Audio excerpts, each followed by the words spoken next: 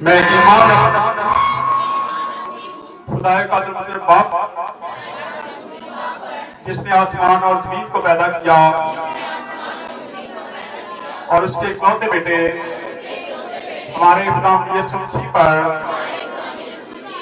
जो रूह कुदस की कुदरत से पेट में पड़ा, हमारी मरियम से पैदा हुआ, पैंपूस पिलातुस की हुकूमत में दुख मसलूब हुआ, मर गया, दफन हुआ और मेरवाह में उतर गया, 30 दिन मुर्दों में से जी उठा, आसमान पर चढ़ गया और खुदाए कादिर मतलब बाप की दाहिनी तरफ बैठा है, जहां से वो जिंदों और मुर्दों की अदालत करने को आएगा।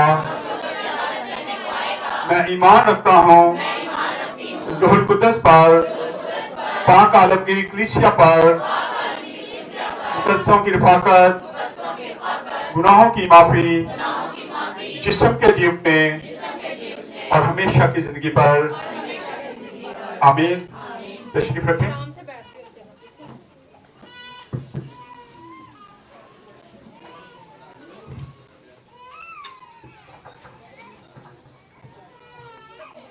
खुदावंद यीशु मसीह के बबरकत और खूबसूरत नाम में आप सबको सलाम। ठीक है आप लोग? खुदावंद का शुक्र है, खुदावंद हमें सेहत देता है, तंदुरुस्ती देता है और खासकर जिंदगी की तमाम वो नेमतें हमें अता करता है।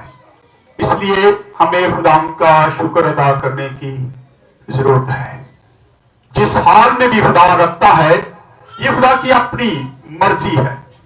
इसलिए बहुत जरूरी है कि हर वक्त हम उसकी शुक्रगुजारी करते रहें। जैसा कि आप जानते हैं कि हम पूरा एक तरतीब के साथ शुरू किया था। हमने सबसे पहले हमने पैदाइश की किताब को शुरू किया और फिर पैदाइश की किताब एंड तक लेके गए हम, और हर संडे को हमने एक एक बात जो है उसको देखा और उसमें से जो चीजें सीखने वाली है वो हमने सीखी। भाई साहब भी बैठे हैं यहाँ पे, बुध को इनका मैसेज था तो ये भी बात कर रहे थे। लोग कहते मैंने 3 बार बाइबल मुकद्दस खत्म कर दी। थोड़े आगे आगे माजरत के साथ, थोड़े थोड़े आगे आगे आप भी थोड़े आगे हो गए।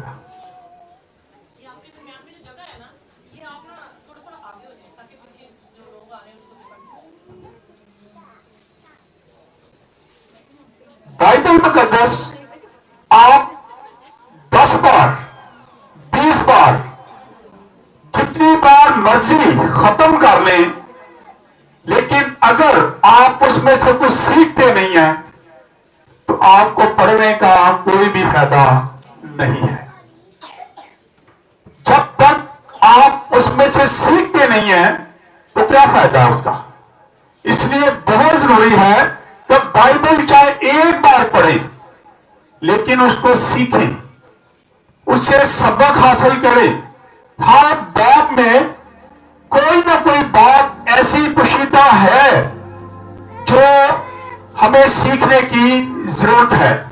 लेकिन जो लोग ये दावे करते हैं कि मैंने 4 बार बाइबल पढ़ ली, मैंने 5 बार बाइबल पढ़ ली, वो महज किताब की तरह इसको पढ़ते हैं लेकिन इससे सीखते कुछ नहीं है। इसलिए बहुत जरूरी है कि चाहे आप एक बार बाइबल को स्टडी करें लेकिन उसमें से सीख लें। जो लोग व्हाट्सएप पर मेरे साथ ऐड हैं, जो हमारे ग्रुपों में हैं, उसमें भी हमने यही सिलसिला शुरू किया है कि हर रोज हम 5 वर्सेस जो है जो आते हैं मैं सेंड करता हूं डेली। और मैं अक्सर कहता हूं कि अगर आप बैठ के नहीं पढ़ सकते तो सुबह उठते ही सबसे पहले हर बशर का काम है, मेरा भी यही है, मैं भी सुबह जब 5 बजे उठता हूं तो सबसे पहले मैं अपने मोबाइल को देखता हूं। उसमें मैं देखता हूं किसकी कॉलें आई हैं, क्या मैसेज आए हैं, कोई प्रेयर रिक्वेस्ट तो नहीं आई, तो फिर उसका मैं जवाब देता हूं सुबह, और उसके बाद फिर मैं मैसेज सेंड करता हूं। आप लोग भी जो व्हाट्सएप इस्तेमाल करते, लेकिन क्या देखते, क्या कुछ नहीं कहूंगा, क्या देखते हैं सुबह सुबह? जब सुबह सबसे पहले आप मोबाइल को देखते तो क्या चेक करते? गाने, स्टेटस कितने की आता है, गाने, ये हो गया, वो हो गया, वो सारा कुछ। पहले तो माजरत के साथ रोजे शुरू हो चुके हैं, अभी भी मेरे पास कुछ लोगों के स्टेटस शो हो रहे हैं जिनमें गाने चल रहे हैं। माजरत के साथ बराए मेहरबानी रोजों के अयाम में गानों से परहेज करें, ना लगाएं, नहीं तो फिर आपको पता, फिर मैं कुछ नहीं करूंगा। एक तो मैं मैसेज करूंगा सारे ग्रुपों में, सबको पता चल जाएगा कि कहीं ना कहीं गाने चल, नाम नहीं लेता होता मैं, आपको पता है, लेकिन मैंने जो ग्रुप बनाए, जब मैं मैसेज करता हूं तो सबको 1 by 1 जाता है। हर किसी को शक होता है शायद मेरा, मैंने कुछ लगा दिया, फिर मुझसे राब्ता करते हैं, लेकिन जिस बंदे ने लगाया होता वो राब्ता नहीं करता, उसे पता होता है कि मेरी गलती है। तो इस बार मैं ब्लॉक करूंगा उनको। अगर रोजों में किसी के स्टेटस पर गाना नजर आया तो मैं उसको ब्लॉक कर दूंगा। आपको 5 वर्सेस में भेजता हूं, ऐसे भेजता हूं। हमने इस्तिशना की किताब शुरू कर दी है जो ऐसे साहब आपको आती है, सो आप उसको पढ़ा करें। वो 5 ऐसे आप पढ़ें, चलते और सुबह उठते ही उसको पढ़ लें, तो इस तरह आप बाइबल स्टडी कर सकते हैं। बैटरी मुझे दे देना, बैटरी खत्म हो रही है। सो आज बोली लगाई, हाँ जी, खुरूज की किताब को हमने शुरू किया था पिछले संडे से। खुरूज की किताब, पिछली बार हमने उसका पहला बाब जो था वो देखा कि किस तरह मिस्र का जो बादशाह है वो ऐलान करता है कि जो बनी इस्राइल कौम के बच्चे हैं उनको कत्ल कर दे। वहां से वो आगाज करता है। बाइबल मुकद्दस की शुरुआत से ही ये सारा कुछ शुरू होता है। आज हम इसकी 2 बाब, उसकी पहली से ऐसे लेके एंड तक इसको देखेंगे, और इसमें से कुछ चीजें हैं जो वो सीखेंगे, पूरे बात को नहीं, लेकिन इसमें जो खास चीजें होती है उसको हम सीखेंगे। जी पढ़ें।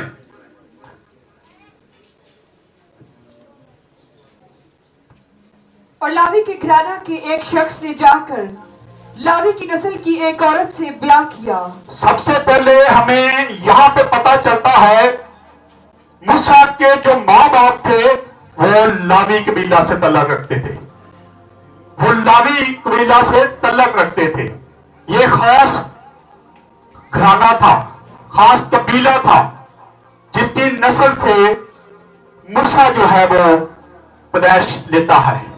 लिखा है कि उसने जाके क्या किया, लावी के घराना से क्या की, शादी की। जाके वो औरत हामला हुई और उसके बेटा हुआ, और उसने ये देखकर कि बेटा खूबसूरत है, ये उसने देखा कि बेटा खूबसूरत है, क्योंकि उस वक्त कानून था कि जो बच्चा बेटा पैदा होगा, भाइयों को हुक्म किया गया था कि उन बच्चों को मार देना, और ये बार बार वाकयात हो रहे थे, और ये 3 बार बाइबल मुकद्दस में हमें नजर आता है जहां बच्चों को मारने का ऑर्डर किया जाता है। प्रभु यीशु मसीह के वक्त में ऑर्डर किया गया, तो दिलिया ने हुक्म किया, और यहाँ हैरत इस बादशाह भी वही काम करता है और कहता है कि जो बच्चे पैदा होंगे उनको क्या कर देना, बेटों को कत्ल कर देना, बेटियों को रख लेना।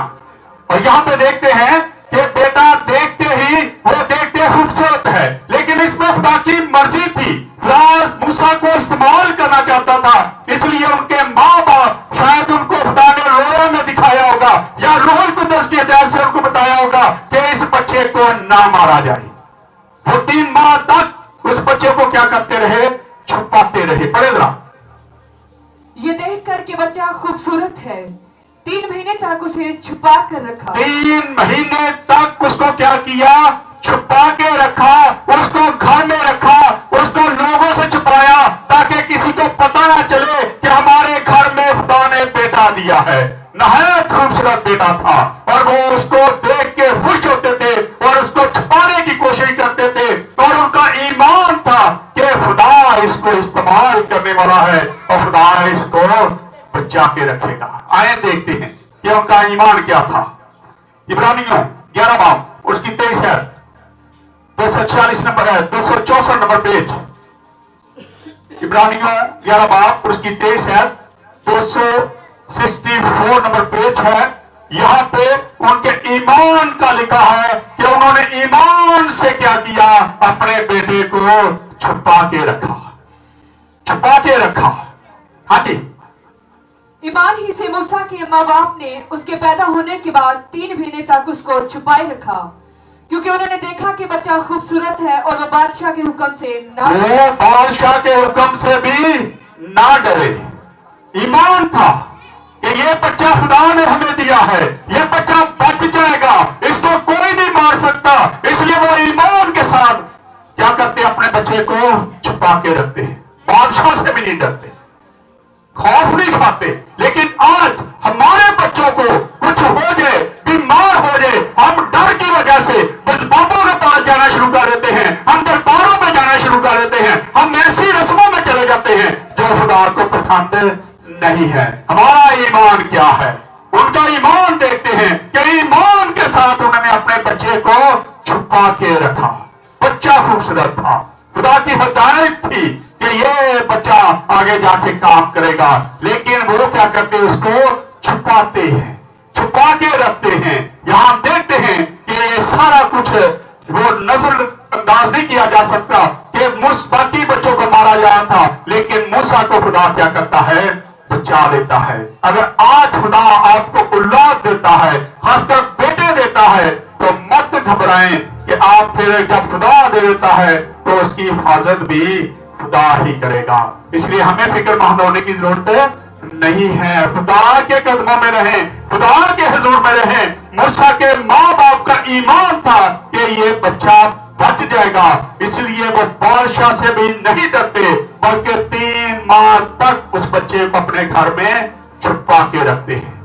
लेकिन जैसे जैसे बच्चा बड़ा होता है, आपको पता उसकी आवाज बढ़ जाती है, फिर वो छुपा ना सके तो क्या हुआ? पड़ेगी।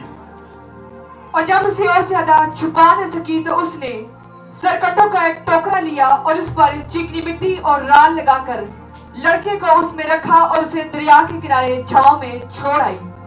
और उसकी बहन दूर खड़ी रही ताकि देखे कि उसके साथ क्या होता है। अब उसकी बहन का जिक्र आता है। मूसा की बहन का नाम क्या था? पता किसी को? याद है कि नहीं? क्या नाम था मूसा की बहन का? आए देखते हैं। गिनती की किताब 26 बाब 49 है, 180 नंबर पेज। 26 बाब 59 ऐत है, यहां उसका नाम मिलता हमें। ये पढ़े।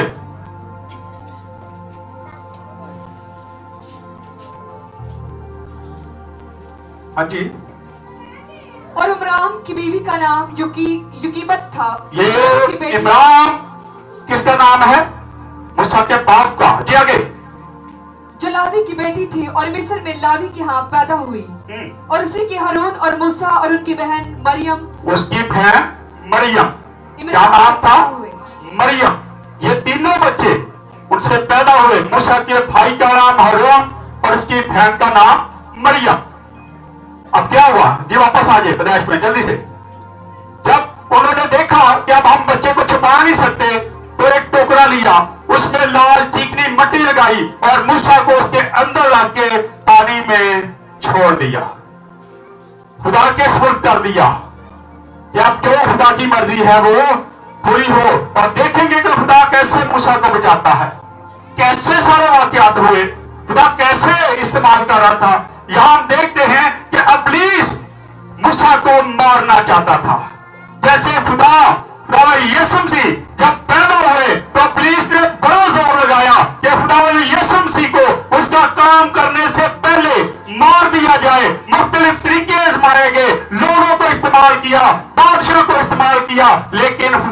यीशु मसीह जब तक अपना काम पूरा ना किया, उन्होंने उतनी देर तक वो जमीन पे जिंदगी बसर करते रहे।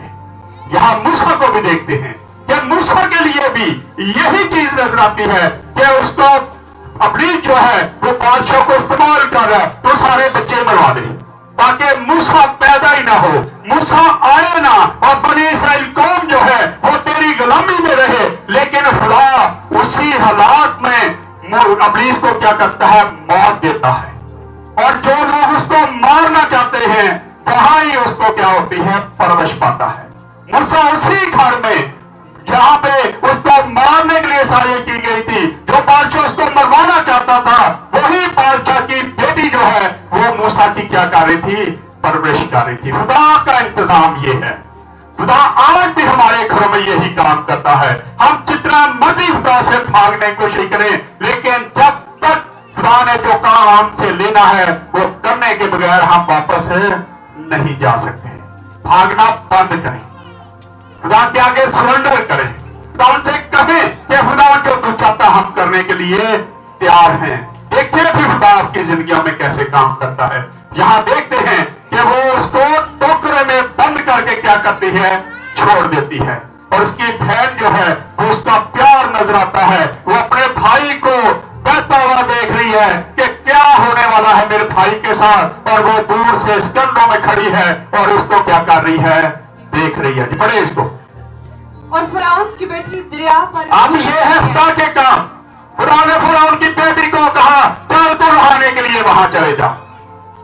मेरा ख्याल है, ये बाइबल नहीं बताती, लेकिन ये मेरा जाती ख्याल है कि खुदा उसको इस्तेमाल कर रहा था। फिरौन की बेटी उसी वक्त उसी जगह पे आती है जहां मूसा पानी में बहता हुआ जा रहा था, जहां मूसा का टोकरा जिसमें वो पड़ा था, टोकरा अटका हुआ था, वहां क्या होती है, मूसा उसकी फिरौन की बेटी आ जाती है। ये इत्तेफाकन बात नहीं नजर आती, ये इत्तेफाक नहीं था, बल्कि ये खुदा की प्लानिंग थी, क्योंकि खुदा चाहता था कि जहां इब्लीस काम कर रहा है वही इब्लीस को मैं सर उसका कुचलूं, मैं उसको मौत दूं, और खुदा फिरौन की बेटी को वहां पे ले आता है। और फिर देखते हैं मूसा बच्चा है, छोटा है, टोकरी में पड़ा है, उसको भी पता चल गया कि अब उसकी फिरौन की बेटी आ गई है, और वो रोना शुरू कर देता है। और जैसे ही वो रोता है हम देखते हैं कि मूसा के रोने से उस लड़की का दिल जो है वो पिघल जाता है, और वो उसको अपना बेटा बना लेती। पढ़े जरा इसको। और फिरौन की बेटी दरिया पर गुस्ल करने आई, और उसकी सहेलियां दरिया के किनारे किनारे टहलने लगी। तब उसने झाव में वो टोकरा देखकर अपनी सहेली को भेजा कि उसे उठा लाए।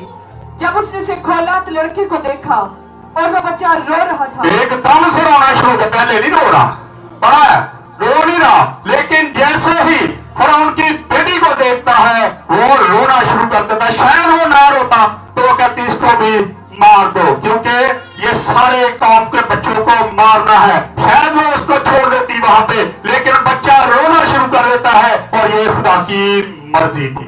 जब वो रोता है तो क्या करती है, देखें जरा, और उसे उस पर रहम आया, उस पर रहम आ गया, बच्चा रोया।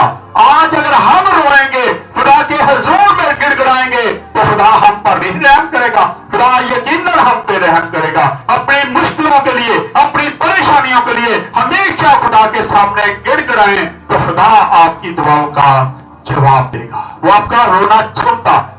यहाँ पर उनकी बेटी जो है वो उसके रोने को देखती है, और उसको क्या होता है, तरस आ जाता है, और क्या करती है, और कहने लगे ये किसी इब्रानी का बच्चा है। ये किसी इब्रानी का बच्चा है, क्योंकि उसे पता था कि इतने खूबसूरत बच्चे जो हैं ये इब्रानियों के हैं, ये मिस्रियों के हैं, इसलिए वो कहती है कि ये बच्चा यकीनन किसी इब्रानी का है।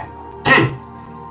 तब उसकी बहन ने फिरौन की बेटी से अब उसकी बहन भी फौज के पास आ जाती है, और आगे कहती है अगर तुम कहे तो मैं इसके लिए कोई दाई ले आती हूँ जो इसको दूध पिलाया करेगी, और ये बच्चा बड़ा हो जाएगा। ये सारा कुछ खुदा करवा रहा था, और फिरौन की बेटी जो है वो फौरन मान जाती है और कहती है ठीक है कर, लेके पढ़ेगी।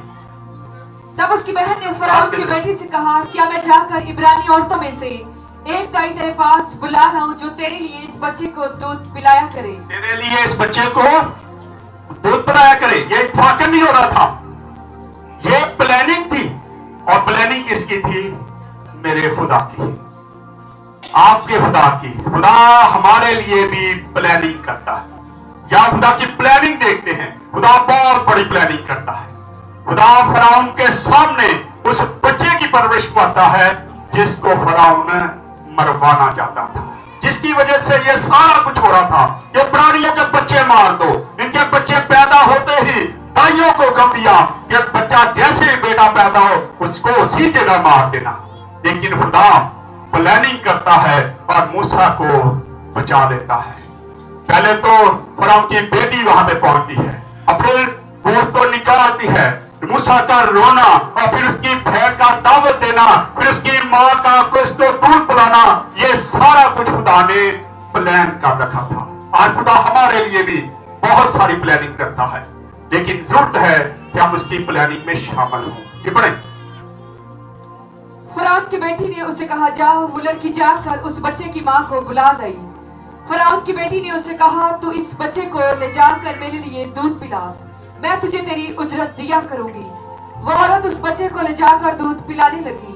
जब बच्चा कुछ बड़ा हुआ तो उसे फराउन की बेटी के पास ले गई और वो उसका बेटा ठहरा और उसने उसका नाम मूसा ये कहकर रखा कि मैंने इसे।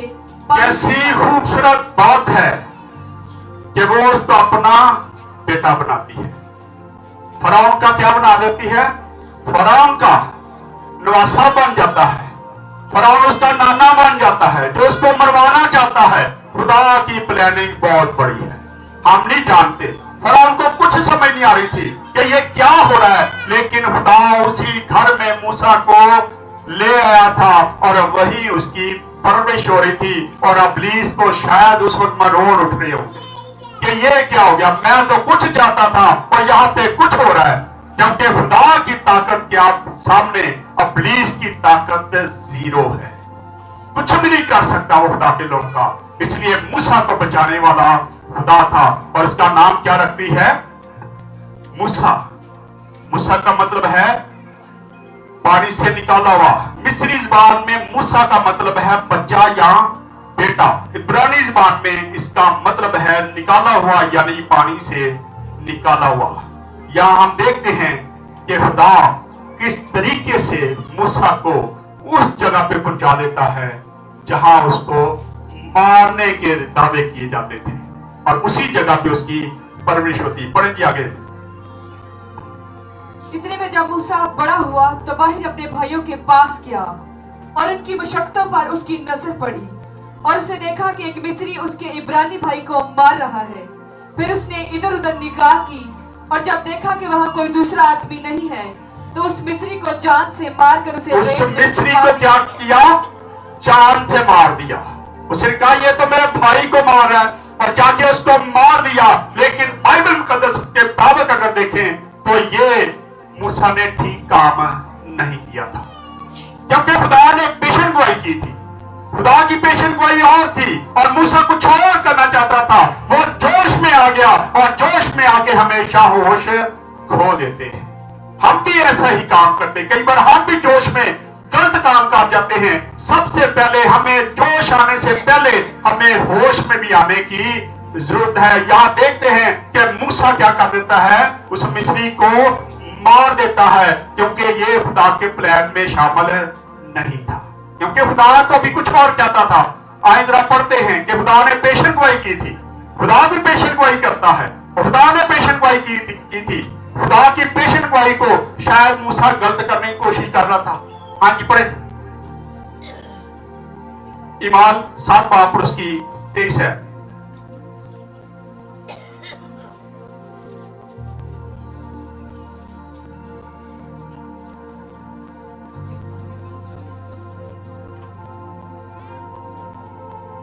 और जब वो करीबन 40 वर्ष का हुआ तो उसके जी में आया कि मैं अपने भाइयों बनी इसराइल का हाल देखूं। क्या है? 40 वर्ष का जब हुआ तो उस वक्त वो बाहर निकलता है और उनका हाल देखता है। लेकिन उससे पहले अगर हम देखेंगे तो फिर खुदा की प्लानिंग कुछ और थी। खुदा कुछ और चाहता था। खुदा ने कहा था कि बनी इसराइल कौम जो है ये 40 साल तक कहां पे रहेगी? पढ़ दे जरा इसको। आए दोबारा वापस आए। 40 बाब खुरूज की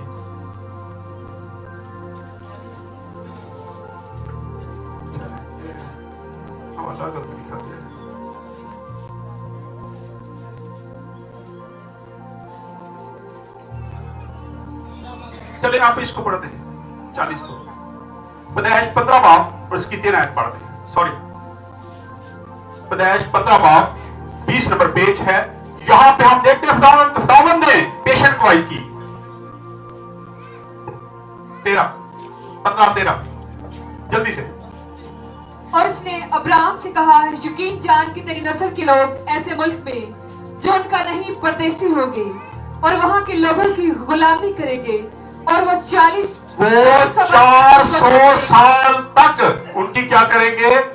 गुलामी करेंगे। अब मूसा अभी 40 साल का हुआ तो खुदा ने तो 400 कितने साल लिखा है? दोबारा पढ़े। और वो 400 बरस तक उनको 400 बरस तक वो क्या रहेंगे? उनके गुलाम रहेंगे, मिस्रियों की गुलामी करेंगे 400 साल तक।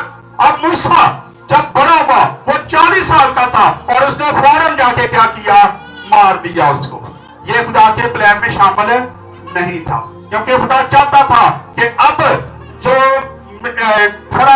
जो मूसा है ये सीखे, बियाबान की जिंदगी बसर करे और उसको खुदा बियाबान में लेके जाता है। अब पढ़े जरा ईमाल की किताब।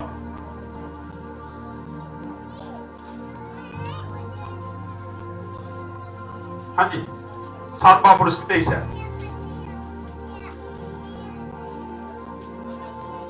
क्योंकि ये वक्त अभी आना था जब खुदा की प्लानिंग थी। खुदा अभी प्लान कर रहा था कि मैं मिस्रियों को उनकी मिस्रियों की गुलामी से अपनी कौम को क्या करूंगा?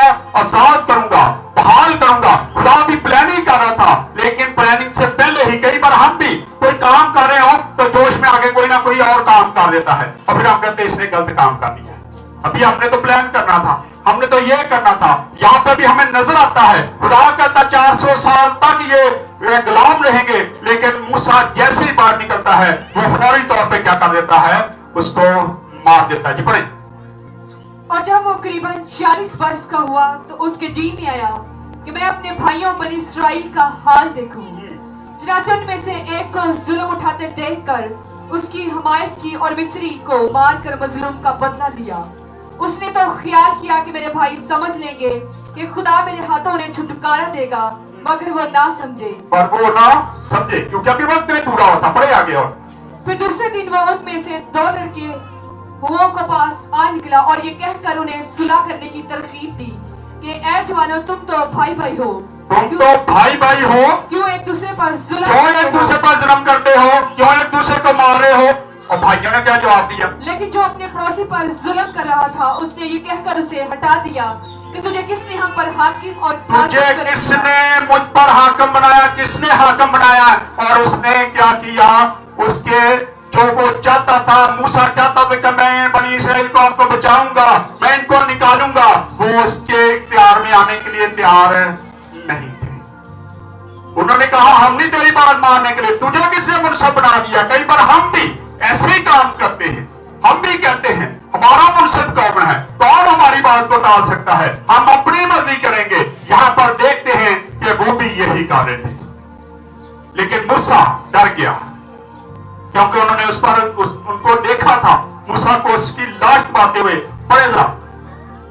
क्या तू मुझे भी कत्ल करना चाहता है? क्या तू मुझे भी कत्ल करना चाहता है जैसे तूने मिस्री को किया है? कत्ल किया था। हाँ जी।